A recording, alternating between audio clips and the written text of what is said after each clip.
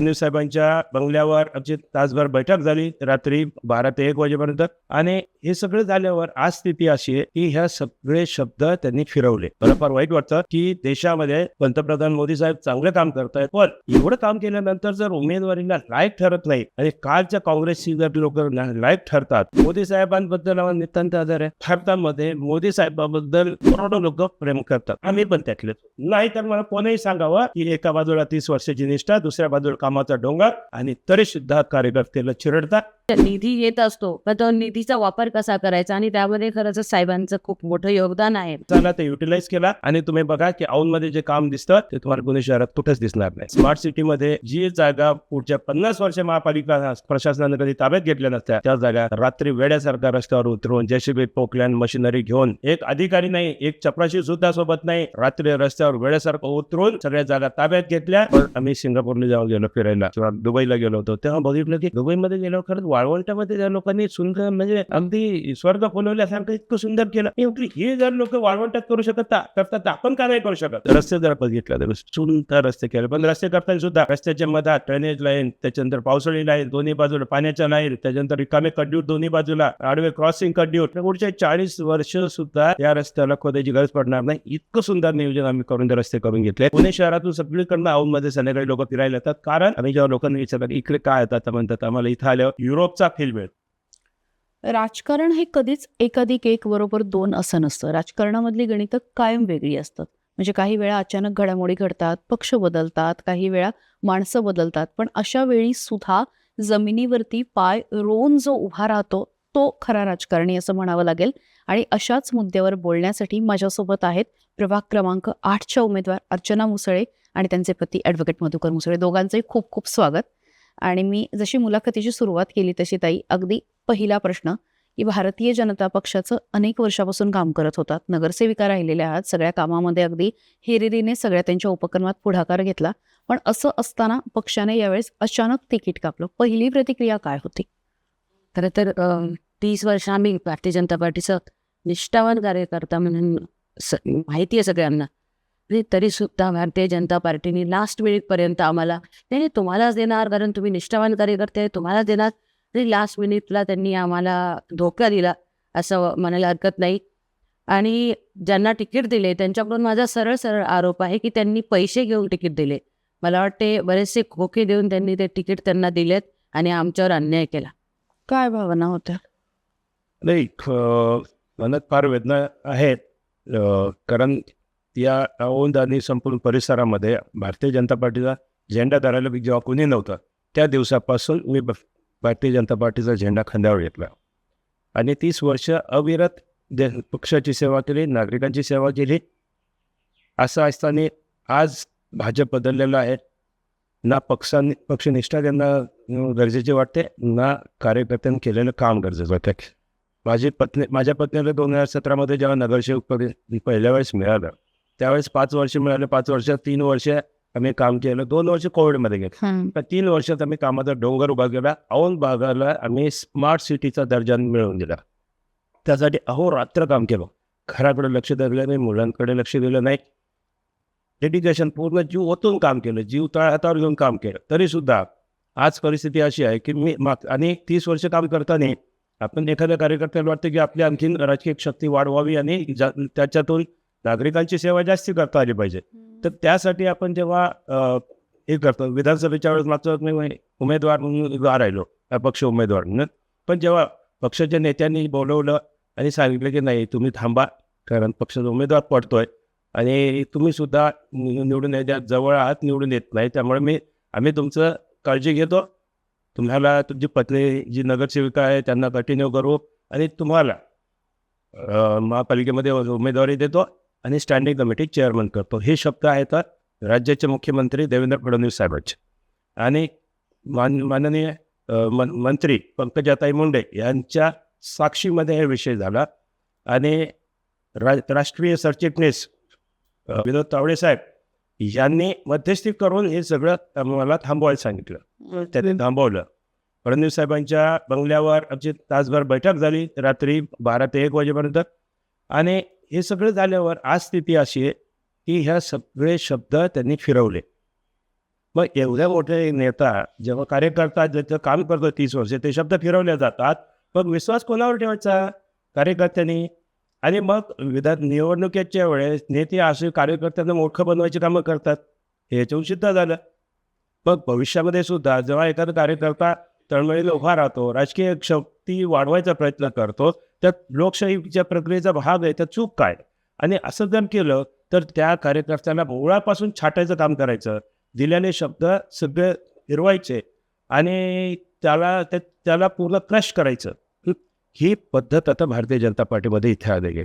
मला फार वाईट वाटतं की देशामध्ये पंतप्रधान मोदी साहेब चांगलं काम करत आहेत, पण दुर्दैव आहे की खालचे नेते जे पुण्याचे स्थानिक लेवलचे जे नेते आहेत ते हवेत उडालेले आहेत, हुकुमशाही पद्धतीनं काम करायला लागले आणि वरिष्ठांचे ते कान खोटं नाटं सांगून कान भरतात आणि प्रत्यक्षात ह्यांनी आता उदाहरण बघा की आज आमच्या विरुद्ध जो उमेदवार दिला त्या उमेदवार म्हणजे काल जे काँग्रेसमध्ये होते कालपर्यंत, ज्याचे घराण्याचे आयुष्य पूर्ण काँग्रेसमध्ये गेलेलं आहे, त्या लोकांना तिकीट दिलं. ज्याची क्रेडिबिलिटी काय आहे तर झिरो, त्याचं काम काय आहे झिरो.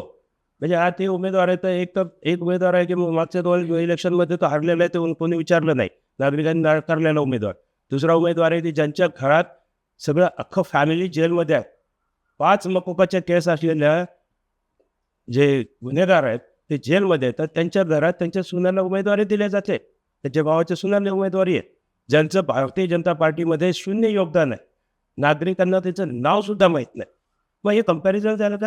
एक 30 वर्ष काम करणारे कार्यकर्ते, सिटिंग नगरसेविका आणि कामाचा डोंगर अहो स्मार्ट सिटीचा दर्जा झाला 3 वर्षामध्ये. एवढं मत नाही ना, जीव आम्ही ओतला नागरिकांसाठी. आम्ही रस्त्यावर रात्रंदिवस राहिलो. कोविडमध्ये आम्ही सकाळी 6 वाजता काम सुरू करायचो तर रात्री 2 वाजेपर्यंत काम करत होतो नागरिकांमध्ये. एक दिवस घरात थांबलो नाही आहे. नागरिकांना माहिती आहे आम्ही एवढी सेवा केली. एवढं काम केल्यानंतर जर उमेदवारीला लायक ठरत नाही आणि कालच्या काँग्रेसची जर लोक लायक ठरतात, म्हणजे याच्यावरून माझं एवढंच म्हणणं आहे की नवीन कार्यकर्त्यांना किंवा पक्षातल्याही कार्यकर्त्यांना की इथे आयुष्य बर्बाद करून घेऊ नका. या पक्षानं आमचं आयुष्य वाया घालवलं. 30 वर्षाची आमचं जे आयुष्य आहे ते खराब केलं आपण. आणि तरीसुद्धा आम्ही असं ठरवलं की नागरिक आमच्यासोबत आहेत, हे आम्हाला खूप आनंदाची गोष्ट आहे. आणि आम्हाला सगळ्यात एनर्जी त्या नागरिकांमधून मिळते, मतदारांमधून मिळते. मी खरं तर त्याच प्रश्नाकडे येणार होते की जेव्हा म्हणजे नागरिकांना कळालं की अर्चना मुसळे किंवा तुम्हाला उमेदवारी नाकारलेली आहे, लोकांच्या प्रतिक्रिया काय होत्या? किती फोन आले, किती मेसेज आले? की नागरिकांच्या प्रतिक्रिया खूप उत्कट होता, एवढ्या उत्कट होता की मग आमच्यासाठी सगळी एनर्जी आता ती आहे.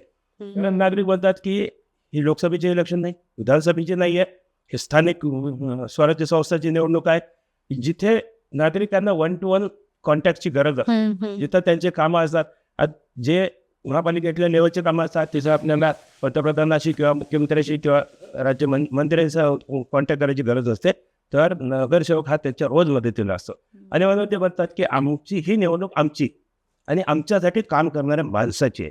त्यामुळं मला फरक पडत नाही की तुम्ही कुठे तुम्ही जिथं असाल तिथं आम्ही तुमच्यासोबत आहे, हे आम्हाला रोज नागरिक सांगतात, रोज प्रत्येक ठिकाणी. आणि त्यामुळे आम्हाला खूप आनंद वाटतो की आम्ही जे खरंच काम केलं त्याची दखल नागरिक घेत आहेत आणि त्यामुळे आम्हाला काम करायला ओढ मिळेल. म्हणून आम्ही एक असं प्रयत्न करतोय की इतके दिवस सेवा करत आलो, आता सेवा मनात भिजलेली आहे आणि जर सेवा करत राहायचं असेल तर आपल्याला एक राजकीय पाठबळ लागतं. मी परत म्हणजे त्याच मुद्द्याकडे येणार होते. तर अजित पवारच का, आणि जेव्हा त्यांच्याकडे गेलात तेव्हा काय बोलणं झालं? अच्छा, 2 गोष्टी होत्या.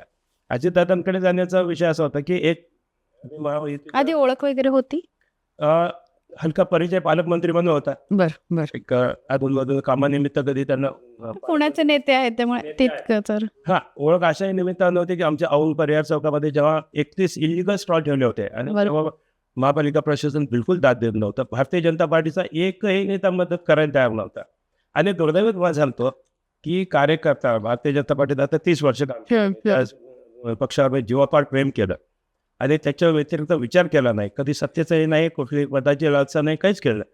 पण जेव्हा आमच्या इथं 31 स्टॉल परिहार चौकात इलिगल ठेवले तेव्हा आम्ही भारतीय जनता पार्टीच्या आमच्या नेत्याकडे सगळ्या तेव्हाच्या कॉन्टॅक्ट केला, कोणच मदत नाही केली. फायनली आम्ही पालकमंत्री अजितदादांकडे गेलो. गंमत असं मला सांगतो की अजितदादांकडे गेलो, त्यांनी हा विचार नाही केला की हा भारतीय जनता पार्टीचा कार्यकर्ता आहे. त्यांना माहीत होतं की मुसळे भाजपचे कार्यकर्ते आहेत, अर्चना मुसळे नगरसेविका आहेत. त्यांनी ताबडतोब कमिशनरला फोन लावून आदेश दिले की ते इलिगल स्टॉल ताबडतोब काढा आणि खरी दिशा तिथं बदलली. त्यानंतर आम्ही फायनली एक आंदोलन केलं. आम्ही आत्मदान आंदोलन ठेवलं महापालिकेसमोर, कारण आम्हाला हे जे काही इलिगल चाललं होतं ते सहन होत नव्हतं. ते आम्ही आहोत एवढं स्मार्ट केलं आणि त्याच्यावर 31 स्टॉल सगळं फुटपाथ व्यापून टाकला होता, त्यांनी कब्जा केला होता. आणि मग खरं तर अजितदादाच्या याच्यामुळं इंटरव्हेन्शनमुळं तर टर्न जांभेळ आला आणि नंतर ते 31 स्टॉल आम्ही काढू शकलो. काढून घेतले. तर असं खंबीर नेता जो कार्यकर्त्याच्या पाठीमागे राहतो, उभा राहतो, ताकदीनं राहतो आणि मग सामाजिक काम जर मोठ्या प्रमाणात करायचं असेल तर पॉलिटिकल ताकद पाठीमागं पाहिजेच पाहिजे. आणि असा एक खंबीर नेता पाहिजे की खरंच कार्यकर्त्यावर जर संकट आलं, त्याला काय अडचणीत आला तर त्याला नेता उभा राहतो. त्यावेळेस भारतीय जनता पार्टीच्या स्थानिक नेत्यासारखं नाही की कोणच उचलायची नाही, उचलत हा बघतो म्हणणार आहे. अगदी मी म्हणतो भारतीय जनता पार्टी स्थानिक नेतृत्व पुलचट आहे, कुचकट एकदम म्हणजे कुचकामी आहे. हे आम्ही अनुभवलं. मी हे म्हणजे अगदी अनुभवानं सांगतो, याच्यात कुठंही अतिशयोक्ती नाही, चुकीचं काही सांगत नाही, जे आहे ते सत्य कथन करतोय. आणि म्हणूनच अजितदादांच्या सोबत जाण्याचा निर्णय आम्ही त्यामुळे केला. जेव्हा आम्हाला कळालं की पक्ष आपल्याला चीट करतो. बरं, हे किती वेळ आधी कळालं, किती दिवस आधी कळालं? 30 तारीख शेवटची होती फॉर्म भरायची आणि 29 तारखेला रात्री उशीरपर्यंत आम्ही वाट बघत होतो की आम्ही स्वप्नात कल्पना नाही केली की आपला पक्ष आपल्यासोबत एवढा धोका करेल. 30 वर्षाची कारकीर्द, निष्ठावान कार्यकर्ता, कामाचा डोंगर, सिटिंग नगरसेविका आहे. मला त्याचा शब्द दिला, तो तर हवेत उडाला. आपण सिटिंग नगरसेविकाला सुद्धा कट केलं, पण आमच्या विरुद्ध तर एक शब्द सुद्धा काही चुकीचं नव्हतं. पण विधानसभेला उभा राहणं आमचा गुन्हा ठरतो का? आमच्या विरुद्ध जे काँग्रेसमधून लोक घेतले त्यांना तुम्ही तिकीट देता आणि 4-4-5 मग 29ला रात्री उशिरा कळलं की आपल्याला तिकीट नाहीये. मग पुढे काय घडामोडी घडली? मग जेव्हा आम्हाला खात्री पटली की आपल्याला पक्ष तिकीट देत नाही, त्यानंतर आम्ही जे आमच्यासोबत जे सहकारी नगरसेवक होते प्रकाश ढोरे, त्यांनाही तिकीट नाकारलं होतं. मग त्यांच्याशी बोललो. आमच्या विरुद्ध मागच्या म्हणजे मागच्या टर्ममध्ये 2017ला पौर्णिमा रानवडे होत्या, त्या उभ्या होत्या, त्याही इच्छुक होत्या आणि मध्यंतरी त्या भाजपमध्येच काम करत होत्या, त्यांनाही तिकीट नव्हतंच. मग मी त्यांच्याशी संपर्क केला, त्यांना लगेच फोन केला आणि मग विचार केला आपल्या तिघांनाही पक्ष नाकारतोय, काय करायचं? मग आपण काही विचार केला पाहिजे. आणि त्या मध्यंतरी आम्हाला राष्ट्रवादी काँग्रेस करून मग त्याच्या जस्ट 10 मिनिटं आधी फोन आले होते की तुम्हाला पक्ष तुमच्यासोबत मग यायला तयार आहे, मदत करायला तयार आहे, तुम्ही येत असाल तर आम्ही आहे तुमच्यासोबत. पण एक 5 मिनिटात चर्चा केली त्या दोघा तिघांसोबत, फोनवरच चर्चा केली आणि लगेच ठरवलं की चला सेवेची दिशा आपण हा तिथलाच घटक पक्ष आहे, राष्ट्रवादी काँग्रेस आहे, आपण कुठे बाहेर जात नाहीये, त्याच विचारात आहे, सोबत आहे. म्हणून लगेच निर्णय केला की आपण राष्ट्रवादीसोबत जाऊ. त्यानंतर अजितदादांची भेट घेतली, त्यांच्या बंगल्यावर भेट घेतली, पक्षप्रवेश केला आणि ताबडतोब दादांनी फॉर्म देऊन टाकले. काय म्हणाले अजित पवार? न राहता सरळ कामाला लागायचं. का 30 वर्ष काम केलेलं कार्यकर्ता आहे, खडादिन काम करायचं. जेव्हा आमचं कोणी एक बोर्ड लावू देत नव्हतं आमच्या चौकामध्ये, तो त्यापासून झेंडा खांद्यावर घेऊन लढलेला, लढणारा कार्यकर्ता आहे, थांबणारा नाहीये. जनसेवे कुठल्या नेत्यांची आठवण येते हे सगळं? म्हणजे आता मुंडे साहेब होते किंवा हे भारतीय जनता पार्टीत असतानाची गोष्ट सांगतो. आता आमचा नेता फक्त अजितदादा आणि जगत आहेत. पण भारतीय जनता पार्टीत करताना काही नेत्यांचं प्रेम मिळालं जे खरंच चांगलं आहे. मी ज्यांच्याबद्दल मी कधी वाईट म्हणूच शकत नाही. जे आमच्या आपल्या पंकजाताई आता खरंच त्यांच्याबद्दल मनापासून आभार आहे. तर बावनकुळे साहेब खरंच चांगला माणूस, म्हणजे माणूस व्यक्तिमत्व चांगलं आहे, खूप आहे. फडणवीस साहेबांच्या बाबतीत वाईट वाटतं, त्याबद्दल क्षमा करा, कारण त्यांनी त्यांचे शब्द फिरवले. एवढ्या मोठ्या नेत्यांनी स्वतःला देवाभाऊ म्हणणारा माणूस, आणि मी एक मॅसेज टाकला होता की साहेब तुम्ही देवाभाऊ म्हणून गणले जातात, आम्हाला वाटते तुमचा शब्द म्हणजे देवाचा शब्द आहे. तुम्ही जर अशा प्रकारे कार्यकर्त्याला जर हिलवत असताल, तर त्याचे जर अपमान करत असाल तुम्ही शब्द देऊन, तर हे खूप वाईट आहे, हे चुकीचं आहे. मग तुम्हाला देवाभाऊ म्हणण्याचा अधिकार नाही आहे. कार्यकर्ता नेत्याकडे बघून जगत असतो, त्याचं घर तो दार सगळं सोडून, कुटुंब सोडून तो वेड्यासारखा पक्षाचं काम करत असतो. तुम्ही त्याला शब्द देत आणि फिरवता, त्याला थोडीच किंमत नाही. तर मग तुमची क्रेडिबिलिटी पण प्रश्नचिन्ह निर्माण नाही का झाला? भविष्यात सुद्धा तुमच्या शब्दावर कुठल्याही कार्यकर्त्याला का शब्दावर विश्वास ठेवा? हे कार्यकर्त्याची प्रतारणा आहे, ते चुकीचं आहे. मोदी साहेबांबद्दल आम्हाला नितांत आदर आहे. भारतामध्ये मोदी साहेबाबद्दल करोडो लोक प्रेम करतात. आम्ही पण त्यातलेच होतो. आणि आताही आहे. मोदी साहेबांबद्दल आमचं काहीच मत अत्यंत चांगलं आहे. मोदी साहेबांचं भारतामध्ये मंदिर उभा करणारा एकमेव मधुकर मुसळे पहिला कार्यकर्ता आहे. एवढ्या निष्ठेने प्रेम करणारा कार्यकर्ता त्याला तुम्ही क्रश करता, चिरडता का? तर तो विधानसभेला उभा राहिला का? तर तुम्हाला समोरून स्थानिक नेत्याला तो काँग्रेसमधून आलेल्या उमेदवार मला 4-4, 5-5 कोटी रुपये देतो. हा आरोप नाही, सत्य आहे. नाही तर मला कोणीही सांगावं की एका बाजूला 30 वर्षाची निष्ठा, दुसऱ्या बाजूला कामाचा डोंगर, आणि तरीसुद्धा तुम्ही नगरसेविका सुद्धा त्यांना कार्यकर्त्याला चिरडता, मधुकर मुसळेंना चिरडता, आणि तिकीट कोणाला देता? हे सगळे कालचे काँग्रेसमधून आलेले. मग याच्यासाठी आम्ही पक्ष उभा केला का आमच्या भागामध्ये? ह्याच्यासाठी भारतीय जनता पार्टीचं काम करतो का कार्यकर्ता? की जेव्हा बाकी पक्षाचे जेव्हा दुकानं त्या कार्यकर्त्याचे राजकीय अस्तित्व संपतात आणि त्यांचं पुनर्वसन करण्यासाठी भारतीय जनता पार्टी आहे का? देशाचे नेते गडकरी साहेब, नितीन गडकरी साहेब शेकडो वेळा सांगतात, नेत्यांना कान टोचतात की थांबवा, बस झालं, हे भरणा करू नका, निष्ठावान कार्यकर्त्याला न्याय द्या. ही त्यांची पण तळमळ.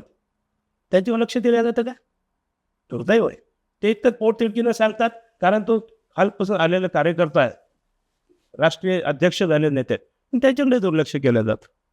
त्यामुळे पुण्यामध्ये बापटसाहेब होते, खरंच नेता, कार्यकर्त्याच्या पाठीमागं उभा राहणारे नेता.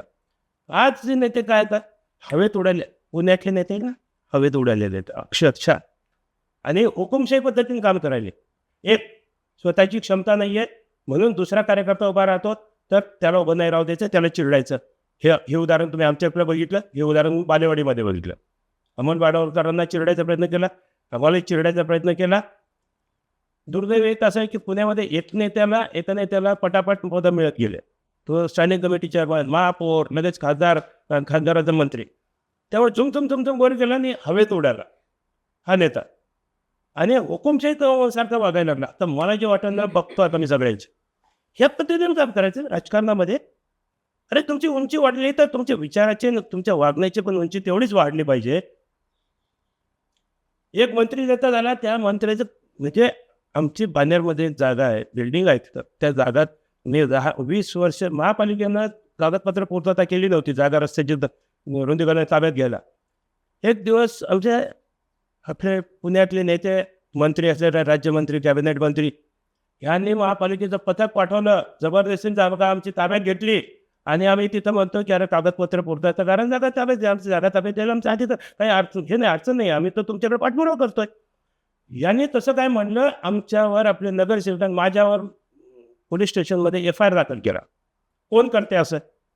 की जो पक्षाचा 30 वर्ष काम करणारे कार्यकर्ते, स्वतःच्या पक्षाचे नगरसेवका, आणि त्याला चंद्रकांत दादा पाटलांनी आमच्यावर FIR दाखल करायला लावली. कशासाठी? आमची जागा जबरदस्तीने ताब्यात घ्यायला लागली म्हणून आम्ही तिथं म्हटलं की तुम्ही कागदपत्र पूर्तता करा. कार्यकर्त्याचं विचारायला तरी पाहिजे ना, की बाबा, ते एक प्रॉब्लेम काय आहे. एक फोन तरी करायला पाहिजे की अरे मधुकर, तुझे असा हा विषय आहे, नागरिकांना जर का अडचण होते, जागा ताब्यात आहे. दुसऱ्या मिनिटाला दिली असते, दुसऱ्या मिनिटाला. आम्ही तर उलट महापालिकेत मागे लागलो होतो की ही जागा ताब्यात द्या, घेऊन टाका, फक्त कागदपत्र जे आहे लिगली ते पूर्तता करा. काय चुकीचं होतं? पण आपल्या स्वतःच्या पक्षाच्या नगरसेवकावर गुन्हा दाखल करतात. मला आयुक्त सांगतो, साहेब चंद्रकांत दादा पाटील फोन करतायत, ॲडिशनल कमिशनर सांगतायत तेव्हाचे असं हे होतात, खालचे अधिकारी सांगतात आमच्यावर प्रचंड दबाव आहे. ही संस्कृती भारतीय जनता पार्टीत पुण्यामध्ये रुजलेली आहे. ही आत्ता आलेली घाणेरडी. बापटसाहेब होते तेव्हा असं नव्हतं. कार्यकर्त्याच्या पाठीमागं ठाम उभा राहणारा नेता होता, कारण त्यांना जाणीव होती. आज दुर्दैव आहे की बापाचं खासदारकी गेली, मुलाला आमदारकी मिळाली. एक नेता झुमझुमवर गेला, तो हवेत उडाला. तिसरा नेता आजूबाजूनं कान फुकतात, तेच ऐकतंय, तसंच काम करतंय. स्वतःचा यांना बुद्धीचा वापर करायची गरजच वाटत नाही आहे. आणि मी कथन करतो, शब्देवर सांगतो, मी जो काही बोलतोय ते शब्द न शब्द खरं आहे.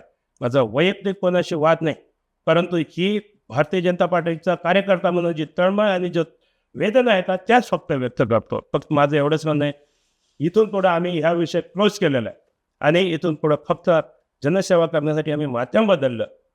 आम्ही पुढे असे करत राहू. निश्चितच आणि काम सुरूच राहणार आहे. पण चालूच राहणार. ह्या काळामध्ये ताई म्हणजे मागचे 3 वर्ष आपण म्हटलं कोविडचे 2 वर्ष त्या काळातही काम केलं पण त्याचं स्वरूप वेगळं होतं. पण 3 वर्षामध्ये म्हणजे स्मार्ट सिटी सारखा प्रोजेक्ट असेल की जो फार महत्वाचा होता, देशभरामध्ये चर्चा झाली आणि पुण्याच्या स्मार्ट सिटीचं तर मला वाटतं बघायला बाहेरून पथकं वगैरे यायची की कसं झालेलं आहे आणि ते तुमच्या प्रभागात झालं. तर त्या माध्यमातून काय काय कामं केली? खरं तर स्मार्ट सिटी औंध आणि बाणेर बालेवाडी असा हा पायलट प्रोजेक्ट होता. पण तुम्ही जर बघितलं तर स्मार्ट सिटीचं जास्तीत जास्त काम आमच्या औंध भागात झालंय. कारण त्याच्यासाठी म्हणजे निधी येत असतो पण तो निधीचा वापर कसा करायचा आणि त्यामध्ये खरंच साहेबांचं खूप मोठं योगदान आहे. कारण जागा ताब्यात घेण्याचे जे विषय असतात ते खूप मोठे असतात आणि महापालिका प्रशासन तुम्हाला माहिती आहे इथे जागा ताब्यात नसेल तर ते म्हणतात नाही ठीक आहे मग इथे काहीतरी करून ते मोकळे होतात. पण साहेबांनी तिथे खूप ताकदीने ते विषय लावून धरून ते जागा ताब्यात घेऊन ते रस्ते फुटपाथ सुशोभीकरण करून घेतले. त्यामुळंच आमचं औंध आता स्मार्ट दिसतंय. खरं तर आत्ता भारतीय जनता पार्टीचं जे आड आहे ना त्याच्यामध्ये फक्त आम्ही केलेलाच काम स्मार्ट सिटीचं दाखवलं जाते. बाकी त्यांनी स्वतःचं कर्तृत्व कोणाचंच नाहीये. त्यामुळे कुठलंही स्मार्ट सिटीचं काम ते दाखवू शकत नाहीये. आमचंच काम ते दाखवतं. एक गमत अशी आहे की महापालिकेत भारतीय जनता पार्टीला म्हणजे 5 वर्ष मिळाले.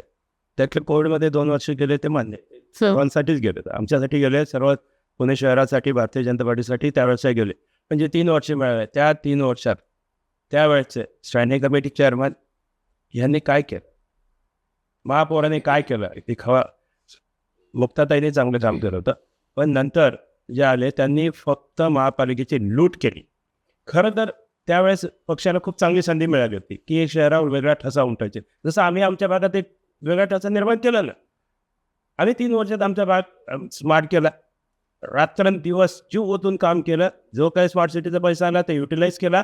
आणि तुम्ही बघा की औंधमध्ये जे काम दिसतं ते तुम्हाला पुणे शहरात कुठंच दिसणार नाही.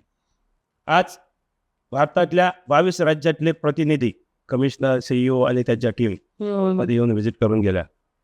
आंध्र प्रदेशाचे 13 मंत्री औंधमध्ये येऊन गेले तर औंधला व्हिजिट करून गेले तर रिसेंटली महिन्याभरापूर्वी नागपूरची टीम, मोठी टीम औंधमध्ये येऊन गेली, व्हिजिट करून गेली. सर्वात आणखी अभिमानाची गोष्ट आहे की बार्सिलोना शहर जे जगातलं स्मार्ट सिटी समजलं जातं त्या शहराचा मेयर सुद्धा औंधमध्ये येऊन केला. याच्यापेक्षा आणखीन काय काम करून दाखवायचं आणि तरीसुद्धा तिकीट मिळत नाही म्हणजे काय दुर्दैव म्हणायचं. काय आज या भारतीय जनता पार्टीची सध्याची परिस्थिती फार बिकट आहे. कारण तिथे आता मोदी साहेबांच्या जीवावर नेते खूप मस्तावलेले आहेत म्हणजे आणि हुकुमशाही पद्धतीनं पुणे शहरात सध्या काम चालू आहे. ते दुर्दैव आहे. पण स्मार्ट सिटीमध्ये जी जागा पुढच्या 50 वर्ष महापालिका प्रशासनानं कधी ताब्यात घेतल्या नसत्या त्या जागा रात्री वेड्यासारखा रस्त्यावर उतरून JCB पोकलॅन मशिनरी घेऊन, एक अधिकारी नाही, एक चपराशी सुद्धा सोबत नाही, रात्री रस्त्यावर वेड्यासारखं उतरून सगळ्या जागा ताब्यात घेतल्या आणि रातोरात रस्त्याचे नकाशे बदलले. त्यानंतर अवचाने 1-1 मीटरवर प्लॅनिंग करून काम एक्झिक्युशन करून घेतलं. सगळं प्लॅनिंग आमच्या ऑफिसमधून एक्झिक्यूट झालं. त्याचं प्लॅनिंग झालं आणि एक्झिक्युशन आम्ही केलं. ते एक वेळ होतं की आम्ही आमचं ठरवलं होतं की औंध आम्हाला भारतातला उत्कृष्ट उपनगर करायचं हे ध्येय ठेवलं होतं. कारण आम्ही सिंगापूरला जेव्हा गेलो फिरायला किंवा दुबईला गेलो होतो तेव्हा बघितलं की दुबईमध्ये गेल्यावर खरंच वाळवंटामध्ये त्या लोकांनी सुंदर म्हणजे अगदी स्वर्ग फुलवल्यासारखं इतकं सुंदर केलं. मी म्हटलं हे जर लोक वाळवंटात करू करतात तर आपण का नाही करू शकत. आपण त्यांच्यापेक्षा भारी करू. पण आपण सिंगापूर किंवा दुबई नाही करायचं तर औंध करू, ज्याची एक वेगळी स्वतःची आयडेंटिटी असेल, आपल्या गरजेनुसार करू. म्हणून आम्ही स्मार्ट औंध केलं. त्याच्यासाठी जीव वाटला आणि अनेक प्रकल्प केले. मदतच्या नगरसेवकाच्या माध्यमातून सुद्धा जे निधी मिळाले त्याच्यामध्ये आमचा डीमार्टचा पूल केला.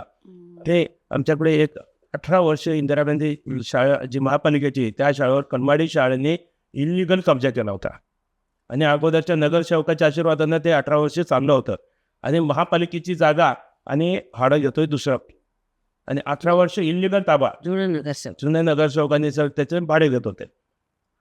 असं आम्हाला त्यावेळेच्या त्या फायनली त्या संस्थेच्याच लोकांनी सांगितलं आणि गंमत पद्धत. त्याच्यानंतर आम्ही ते त्याच्यावर कारवाई केली आणि नंतर ते काढून टाकले. त्यासाठी हायकोर्टातही गेलो. 2-3 महिने चालली ती लढाई. खरं तर जवळपास ऑलमोस्ट वर्ष गेलं त्याचं. 3 वर्ष सुरू होऊन वर्षभर चालली. पण नंतर आम्ही हायकोर्टात सुद्धा गेलो त्यांच्या विरुद्ध. ते हायकोर्टात आम्ही पण प्लीड केलं आणि मग ती खाली करून घेतली.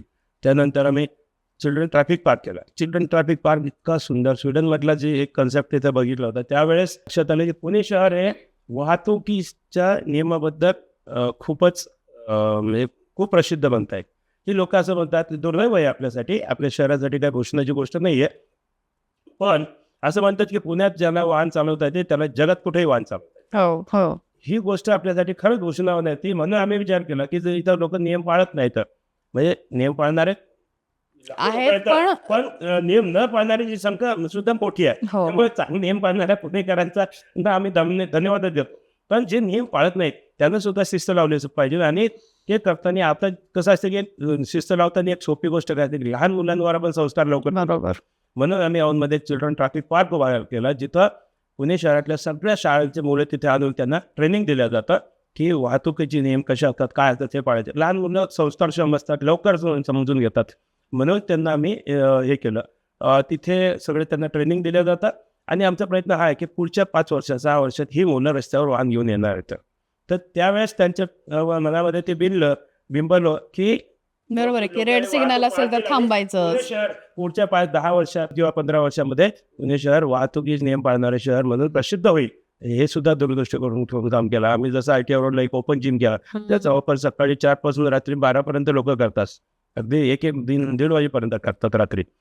तर जसं एक योगाचं शिल्प उभारलेलं आहे. नाही रस्ते जर बघितलं तर सुंदर रस्ते केले, पण रस्ते करताना सुद्धा रस्त्याच्या मधात ड्रेनेज लाईन, त्याच्यानंतर पावसाळी लाईन दोन्ही बाजूला, पाण्याच्या लाईन, त्याच्यानंतर रिकामे कड्यूट दोन्ही बाजूला, आडवे क्रॉसिंग कड्यूट. नियोजन 40 वर्ष सुद्धा या रस्त्याला खोदायची गरज पडणार नाही, इतकं सुंदर नियोजन आम्ही करून ते रस्ते करून घेतले.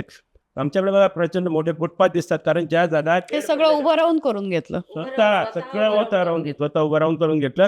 आणि आमच्याकडे तुम्हाला औंधमध्ये बघा फुटपाथ आम्हाला गार्डन सारखे भेटतील. आमच्या औंधमध्ये इतकं सुंदर फुटपाथ येतात.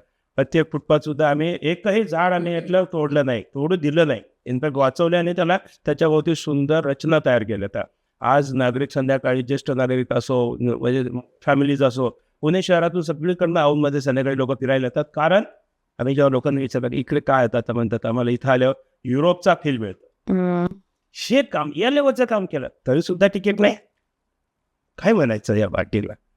म्हणून तरी सुद्धा आम्ही या मिळालेल्या संधीचा पूर्ण उपयोग करून एक महिला कुस्ती प्रशिक्षण आमच्या याच्या काळात करून घेतलं. जिथं कचऱ्याचा ढीग होता 25 वर्षापर्यंत पडायचा, ढीग पडायचा, ती जागा आम्ही तो ढीग बंद करून तिथं सुंदर महिला कुस्ती प्रशिक्षण केलं. आज तिथं 150 मुलं मुली तिथे आज कुस्तीचं प्रशिक्षण घेतात.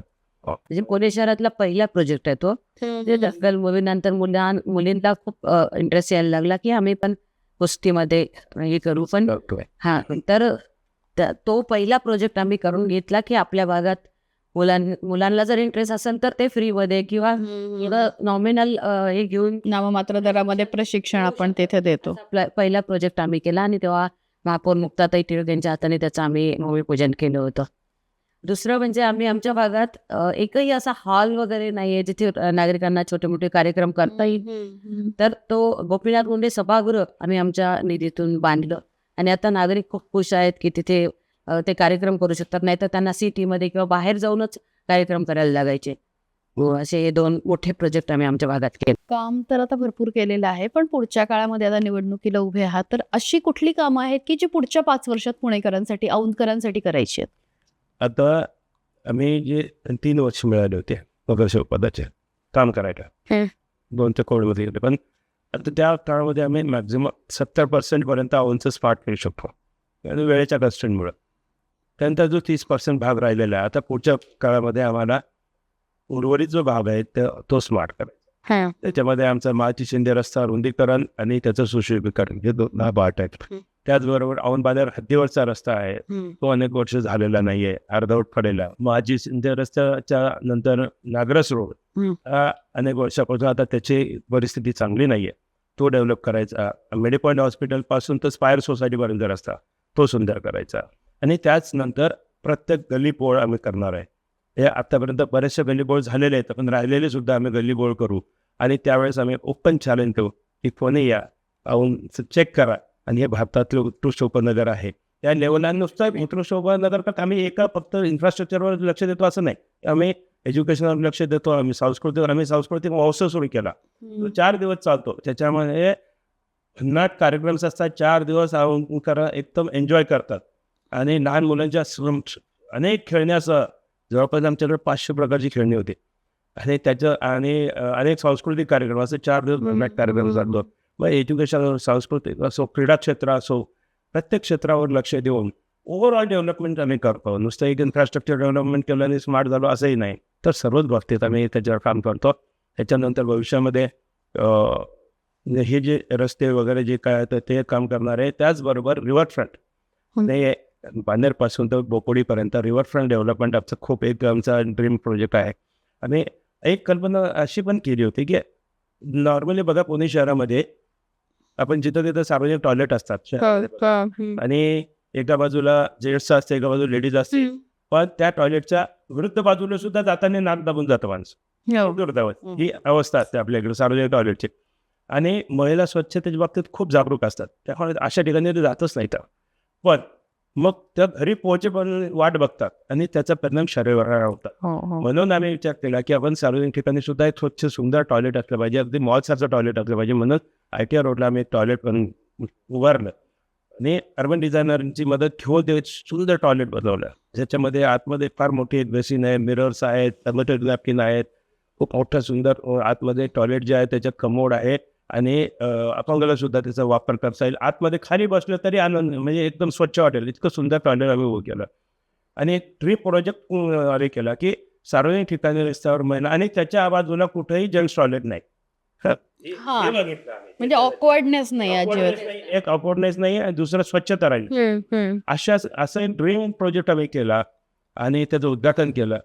पण सांगायला फार दुर्दैव वाटतं की 8 दिवसानंतर त्यावेळेस आमदारांचा फोन आला की ते टॉयलेट तोडून टाका. आम्ही म्हटलं आमचे शिवाजीनगरचे आमदार, आमच्या शिवाजीनगरचा जो आमदार आहे त्यांचं दूरदृष्टिकोन बघा किती आहे की माझ्या ओळखीच्या एकाने तिथं दूर बंगला घेतलेला आहे, त्याला तिथं आजूबाजूला टॉयलेट नको आहे, ते तोडून टाका. आम्ही ड्रीम प्रोजेक्ट म्हणून रात दिवस मारतोय आणि ह्यांचे ड्रीम आहे तर फक्त त्यांची लोक जपणं, त्यांच्यासाठी प्रोजेक्ट उद्ध्वस्त करणं, हे त्यांचे ड्रीम. मग काय केलं? मग काय नाही, आम्ही विरोध केला तर त्यांनी त्यावेळेचे प्रदेशाध्यक्ष चंद्रकांतदादा पाटलांकडे कंप्लेंट केली. मग आम्ही चंद्रकांतदादा जाहीरपणे म्हणायला लागले, आमच्या विरुद्ध टीका करायला. त्यांनी एकदा टीका केली एका ठिकाणी. आम्ही जाऊन त्यांना भेटलो, म्हटलं असं आहे दादा, तुम्ही तुमचा अधिकार आहे, तुम्ही पालकमंत्री आहात, तेव्हा पालकमंत्री बनवत येते. म्हटलं तुम्ही पालक आहात ना मग आमचे, तर आम्ही विचारा ना तुम्ही आम्ही काय चूक केलं, आम्ही काही चूक केली असेल तर आम्हाला चौकात नेऊन फाशी द्या ना, आम्ही तयार आहे ना. अरे ब्रीफ प्रोजेक्ट करतोय, सुंदर काम करतोय, महिलांची गरज आहे तिथे. आम्ही स्मार्ट सिटी केली तर शेकडो लोक तिथं, हजारो लोक येतात फिरायला, महिलांना टॉयलेट नको का तिथे, आणि ड्रीम प्रोजेक्ट आहे तर त्याचा काही त्यांना घेणं देणं नाही. सगळं ऐकून घेतलं. मग त्याच्यानंतर त्या आमदारासोबत बैठक केली. आमदारात सगळं ऐकून घेतल्यावर आम्ही त्यांना प्लीड केलं, असं खरं खरं हे आहे. ह्या आमदाराने आम्हाला 30 लाखाची ऑफर केली. तेव्हा म्हटलं तो बिल्डर तुम्हाला 30 लाख रुपये देईल. आम्ही त्यांना म्हटलं हे असले फालतू उद्योग आम्ही करत नाही, जे ड्रीम प्रोजेक्ट आहे तर त्याचं काहीतरी आमच्या डोक्यात आहे ना, वेगळं सुंदर करायचं. तुम्ही त्याची बोली लावायला लागले का? हे म्हटलं पैसे आम्हाला सांगू नका, आम्ही घेत नाही. मग जेव्हा चंद्रकांत पाटील दादांकडे बैठक झाली तर सगळं ऐकून घेतल्यावर ते सांगतात, बरं आता मी सांगितलं तर तुम्ही तोडणार का टॉयलेट? म्हणजे इतकं वाईट वाटलं की ही त्याची उंची आहे का. आणि आज बघा ना, आज आम्ही कुठं आहोत, आम्हाला पार्टीतून आज ढकलून बाहेर फेकला. तोच राग रात काढल्याने हे रात काढले. आज आता म्हणजे चांगलं काम करणं गुन्हा झाला का? नेत्याची उंची जितकी कमी झालेली आहे की तुम्हाला ह्या नेत्याची पुण्यातल्या उंचीच नाहीये. हे नशिबाने फक्त उड्या मारायला लागले नेता. एखादा नेता जर चांगला असतात म्हणलं असतात, तू छान काम केलं, चल पुढं करत राहा, काही प्रॉब्लेम नाही. हे आम्हाला उलटे त्यांनी केलं. आणि तुम्ही ऐकत नाही, तो स्वतःला पक्षापेक्षा मोठा समजतो, अशी काहीतरी बडबड केली. आणि आज असं आहे की नाही, हा ऐकत नाही, हा पक्षाचा आपल्या आमदारकीसाठी विरोधात उभा राहतो, याला चिरडून टाका, यांना देऊ नका. म्हणून आज आमची अवस्था, आम्हाला ह्या स्तरावर आणून ठेवलं. आम्ही नागरिकांसाठी जीव होतो, काम करतो, सुंदर प्रोजेक्ट करतो, ड्रीम स्मार्ट सिटी करतो, गुन्हा झाला का आमचा? यांचं कौतुक व्हायला पाहिजे. आम्ही पैसे घेत नाही, लाखो रुपये जेव्हा वापर केले जातं आम्ही त्याला लाथ मारतो, आम्ही अशा चुकीच्या गोष्टीला साथ देत नाही, म्हणून हा आमचा गुन्हा येतात. पण हा गुन्हा आम्ही नागरिकांसाठी करतच राहणार. आणि नागरिक आमच्यासाठी सर्वप्रथम, नागरिकांच्या विरुद्ध जर कुठलंही काम केलं तर आम्ही पहिले त्याच्यावर तुटून पडू. आणि तो नेता कोणी असो, कुठेही असो, नागरिकांचे आमच्यासाठी प्रथम, नेत्यांबद्दल आमचा आदर कायम राहील. पण नेत्यांना आदरासारखं वागलं पाहिजे, त्या उंचीमध्ये राहिलं पाहिजे, एवढीच आमची अपेक्षा आहे. ताई, मला ही संपूर्ण मुलाखतीमध्ये म्हणजे अगदी शेवटचा मुद्दा आहे की नवरा इतका खंबीरपणे मागे उभा राहतो, काय त्यांच्याबद्दल जरा सांगा ना. खरं तर गेली 30 वर्ष तेच काम करत होते. भारतीय जनता पार्टीच्या माध्यमातून करत होते आणि 2017ला पहिल्यांदा लेडीज वॉर्ड पडला आणि मी निवडणूक ते स्वतः त्यांना राजकारणाचं खूप भयानक आवड आहे, भयानक. आणि राजकारण नाही तर समाजकारणाची खूप जास्त आवड आहे. कारण मी जेव्हा म्हणजे खंबीर तर ते खूप आहेत आणि काम करताना याचा विचार बिलकुल करत नाही की मला काहीतरी म्हणजे या नेत्याला मी नाही कसं म्हणून हा मला असं करेल तसं करेल, असं काही नाही. ते म्हणतात प्रथम नागरिक, कारण नागरिकांनी आपल्याला निवडून दिलेलं असते आणि नेहमी त्याच पद्धतीनं ते काम करत असतात. आम्ही जेव्हा स्वच्छता मोहीम घेतो म्हणजे तेव्हा हे नेहमी मी सांगत असते की स्वच्छता मोहीम जेव्हा आम्ही घेतो तर मी एक राजकारणीसारखं नेहमी थोडंसं झाडू मारून फोटो काढून बाजूला होते, पण ते प्रामाणिकपणा त्यांचा नेहमी मी बघत असते की प्रत्येक कामात प्रामाणिकपणा. म्हणजे स्वच्छता जरी घेतली तरी ते आतमध्ये जाऊन जो कचरा असेल आमच्या भागात, म्हणजे दर 2 महिन्याने आम्ही स्वच्छता मोहीम घेतो. कारण आमचा स्मार्ट सिटीचे जे रस्ते आहेत ते खूप सुंदर आहेत म्हणून आम्ही ते घेत असतो. तर ते एकदम प्रामाणिकपणे जेव्हा काम करतात ते बघून खूप चांगलं वाटते. मला आधी राजकारणाची आवड नव्हती, पण त्यांच्याकडे बघून एवढं चांगलं काम बघून आणि आज नागरिक आमच्यावर जे प्रेम करतात एवढं, म्हणजे तिकीट नाकारल्यानंतर मला 100 फोन आले असतील की ताई काय झालं, काय चुकीचं केलं पक्षाने, पण तुम्ही काळजी नका करू, आम्ही तुमच्या पाठीशी आहे. आणि मी आत्ता जेव्हा नागरिकांकडे जाते तर नागरिकांचा भरभरून प्रेम आणि प्रतिसाद मिळतो. घरात येऊन चहा प्या, बसा, काळजी करू नका, आम्ही तुमच्यासोबत आहोत, असं नागरिक बोलत असतात. शेवटी प्रभाग क्रमांक 8च्या लोकांना काय आवाहन कराल या माध्यमातून. यावेळेस असं आमचं आव्हान हेच राहील की यावेळेस काम करणारा कार्यकर्ता इतर काही बघण्यापेक्षा कार्यकर्त्याला प्राधान्य द्या, की आम्हाला जे काही नागरिक आमच्याकडे तसा प्रतिसाद देतात, तर आमचं तेच आव्हान आहे की तुम्ही आम्हाला काम करताना बघितलं, 30 वर्ष पक्षाचं काम करताना बघितलं, सामाजिक काम करताना बघितलं, भागाचा इन्फ्रास्ट्रक्चर पूर्ण चेंज काय पालट करताना बघितलं. तर यावेळेस फक्त कार्यकर्ता काम करणारा कार्यकर्ता तुमच्यासाठी हक्कानं उभा राहणारा, तुम्ही ज्याला कधीही हक्कानं फोन करू शकता, त्यांच्याकडे जाऊ शकता, काम तेवढ्या हक्कानं सांगू शकता. आणि आम्हाला आनंद वाटतो की आमच्या भागात ज्येष्ठ नागरिक खूप आहेत. त्यांची मुलं बाहेर मुली बाहेर देशात राहतात, त्यावेळेस एकटे असतात, तर त्यांना हा कॉन्फिडन्स आहे की त्यांचा एक मुलगा आणि एक मुलगी या ठिकाणी आहे जे कधीही मदतीला येतात. हा आत्मविश्वास आहे. आणि आमच्या भागात आणखी नागरिकांना आहेत, ते स्वतः सांगतात की यांच्याकडे जर फोन केला, मुसळ्यांकडे फोन केला तर फोन उचलला जातो, उचलला नाही म्हणजे मीटिंगमध्ये आहेत, आणि जर मीटिंगमध्ये नंतर कॉल बॅक गॅरंटेड होतो. ही शाश्वती नागरिकांना आमच्या बाबत. आणि दुसरी गोष्ट, आम्ही नागरिकांना आमच्या ऑफिसला सुद्धा बोलत नाही किंवा आमच्यापर्यंत पोहोचा असंही सांगत नाही. आमच्याकडे एक व्हॉट्सअप ग्रुप्स येतात, अनेक व्हॉट्सअप ग्रुप्स आहेत आमचे जे नागरिकांशी कनेक्टेड येतं. त्याच्यामध्ये जर त्यांचा मुद्दा जरी टाकला, अडचण टाकली, तर आम्ही ताबडतोब त्याची दखल घेतो. म्हणजे फोन सुद्धा करायची गरज नाही. ह्या स्तरात जाऊन आम्ही काम करतो, हे नागरिकांनी बघितलं, अनुभवलं. त्यामुळे यावेळेस फक्त कार्यकर्ता काम करणारा तुमच्या हक्काचा एवढंच लक्षात ठेवा. आणि यावेळेस 4 घड्याळाचे चिन्ह आहेत, आमचे 4 उमेदवार आहेत. एक अ गटामध्ये विनोद रणपिसे, ब गटामध्ये पौर्णिमाताई रानवडे, क गटामध्ये माझी पत्नी अर्चना मुसळे आणि ड गटामध्ये प्रकाश ढोरे, असे 4 उमेदवार आहेत. 4चे चिन्ह घड्याळ आहेत. 4ही घड्याळाचं बटन दाबून प्रचंड बहुमताने विजय करा, असंच आव्हान मी करतो. धन्यवाद. तुम्हाला पुढच्या राजकीय प्रवासासाठी आणि निवडणुकीसाठी खूप शुभेच्छा. इतक्या सगळ्या गडबडीमध्ये वेळ काढला त्याबद्दल आभार. थँक्यू. थँक्यू.